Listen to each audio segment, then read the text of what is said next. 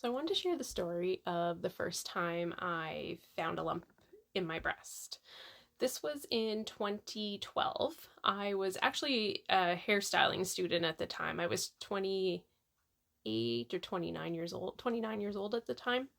And I didn't, all was well. I had no other symptoms. I was going to school, having fun, whatever. And I ended up I always had this itch and on my breast, and there was nothing there. I couldn't see anything, but I was always like scratching, and like it was just always itchy, and I couldn't seem to ever scratch it. And again, didn't think much of it. I thought maybe because I was a hairstyling student, and I was also working in a salon shortly after I started school as well.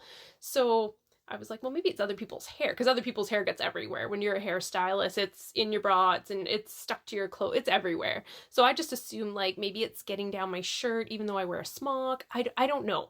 Anyway, super itchy. And then one day I was scratching it, and I felt something. I felt a lump. I didn't have a doctor. I registered online. So this was back in 2012. I live in Northern Ontario. There's a huge doctor shortage here. It wasn't quite as bad in 2012. So I registered online, ended up getting a doctor within 6 or 7 months, made an appointment, went to see her, and I should have known, like, right from the second I walked in the door, red flags all around. It started from nobody knew how to use the scale to weigh you. Like, I'm standing there and it took like multiple people just didn't seem to know how to use it. I'm like, dude, like, what is going on? Like, it seemed like it was everybody's first day on the job. That was, yeah, I should have known at that point. That was a huge red flag right there. But again, I was like, maybe there's a problem with the scale. I haven't been to a doctor in a long time. Well, whatever, I let it go. Then I see the doctor, and of course I give her my family history. I told her, I said my mom and her sister both passed away from ovarian cancer, and they were both young. I said my mom was 48, my aunt was 38 when it happened, and of course at that time I'm 29 years old. So I gave her all that, and she was kind of asking where it came from, and to this day I'm not like 100% sure, because I don't have my mom around to ask or whatever, but I think it came from my grandfather's side of the family. From what I remember my mom telling me about aunts, my mom's family's from Italy.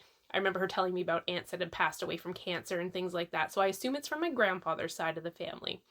Anyway, because they ask all these questions. Then she was asking about, they always ask you if you drink or whatever. I said I do occasionally, and she kept like going on about the alcohol. So I don't know, I found it really strange. She just kept asking me if is there alcoholism in your family. I said there is. I don't drink that much. I can take it or leave it. It doesn't really, sometimes I drink, sometimes I go out and have some drinks, sometimes I don't. I don't know. I'm not an alcoholic in any way, but she kept like pushing the alcohol thing. I didn't really understand why. Anyway, finally we get to like the reason I'm there, the lump. I'm on the table, I have no shirt on, and she asked me how long I've had implants in me. I said, I don't have implants. She's like, are you sure? Red flag. Red flag number two. You're a doctor. You're a medical professional. What do you mean you am I sure? Do you see a scar? There was no scarring. Where did the implants go? Like, how did you get them in? How did they go inside of me? I'd like to know. I'm sure people that get implants must have like a scar, whether it's under the breast and the armpit. I know through the nipple. I don't know where they, I'm not a doctor, I'm not a surgeon, but there's a way to get them in. They don't just show up. And she touched on that like multiple times. Like, as she's feeling, she's like, are you sure you don't have implants? I'm like, yeah, I'm sure. It's very weird. Like, I don't know. I was 29 years old. I probably had like nice, perky 29-year-old boobs. Anyway, red flags. She feels a lump, whatever, says she's going to send me to get an ultrasound. It'll be in a few weeks. Never heard anything after that. Didn't hear nothing. And then after that, it was like radio silence. I couldn't get a hold of her office. Every time I think about it, I call in the morning. I'd sometimes call on my break when I was at work. Then I just kind of like slowly like stopped calling because I never got an answer. There was no answering service. Now, this lump that I had inside of me has now festered to the size of a golf ball. It was black and red, very angry looking. This is like 2 years later. So now we're in 2014, towards the end of 2014. So finally, like, I'm calling. Finally, I get a hold of her, of her office. And they're like, well, you're going to have to come see her again. I said, absolutely not. I said, I'm not coming to see her again. She should have sent me for these tests years, like 2 years ago or 3 years ago, whatever time I was there. And I said, and so she's rambling off like my information. I said, I don't know, maybe she doesn't have my phone number. Totally different phone number. It was not a phone number that I've ever had. I don't know anyone who had this phone number. I don't know where that phone number came from. So anyway, maybe that's why I never heard back. I don't know. So I gave her my new information, and they did end up booking me for a ultrasound and a biopsy. So I went and did that. And after they did the biopsy, they told me I'll hear back from my doctor within 2 weeks. It's 2 weeks. This was like 2014. This was pre-COVID, so like things moved a little faster. So 2, 3, 4, 5, 6 weeks go by. I'm like, the hell's going on here? She's like, nobody's calling me. So I call and I call. Of course, can't get a hold of these people. Finally get a hold of the doctor's office, and so much confusion on the phone. I'm like, are my biopsy results in? Well, I don't know what you're talking about, the girl says. What do you mean you don't know?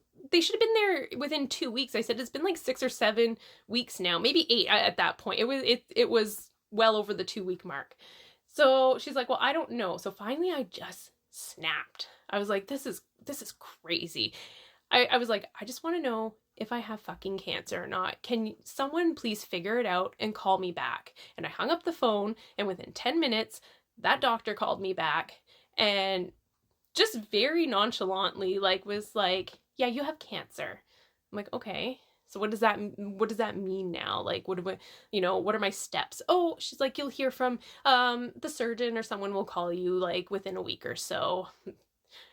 In my head, I'm thinking, will they? I don't know. So anyway, I was like, okay. She's like, do you want to make an appointment and come in and talk about it? I'm like, no, not really. No, thank you. Okay, well, you have a good day. I'm like, yeah, bye. I'm like, what just happened? Like, who does that? I'm pretty sure when you have information like that, or your doctor has information that they need to deliver it to you, it's not over the phone.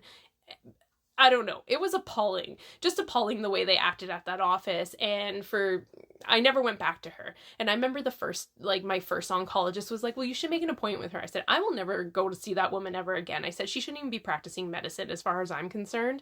So anyway, I guess I've still technically been on her books, I'm still her patient. They never really cancel you as a patient, even though I've never made an appointment with her since. So they just called me recently, like 2 months ago, and they're like, are you still a patient with Dr. So-and-so? I said, no, you can take me right off her list.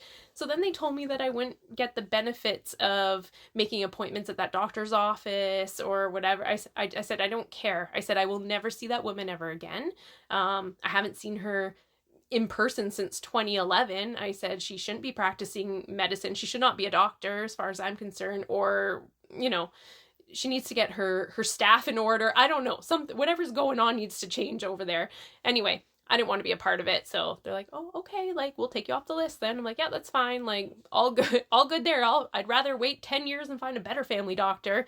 So needless to say, I don't have a family doctor anymore, and I'm okay with that. I have a great team of cancer doctors, my oncologist, my radiation oncologist, like my surgeon, wonderful people. Like, I don't know, maybe I can get it on a list somewhere else. But anyway, that was kind of like my first story of how I found cancer the first time and everything else. And I did get called.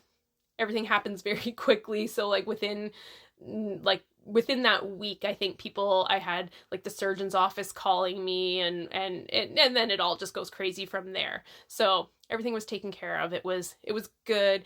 She's lucky that nothing spread. Like, for being such a giant lump and being triple negative breast cancer, it's a highly aggressive cancer.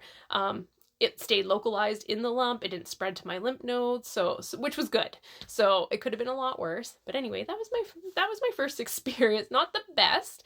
I will say second time around was a little bit better because the doctors were so much better this time. But that was my first experience with with just doctors in Northern Ontario in general, with just this doctor. I know not all doctors are like that, but anyway, that was it. Hopefully someone else out there has a better experience than I did.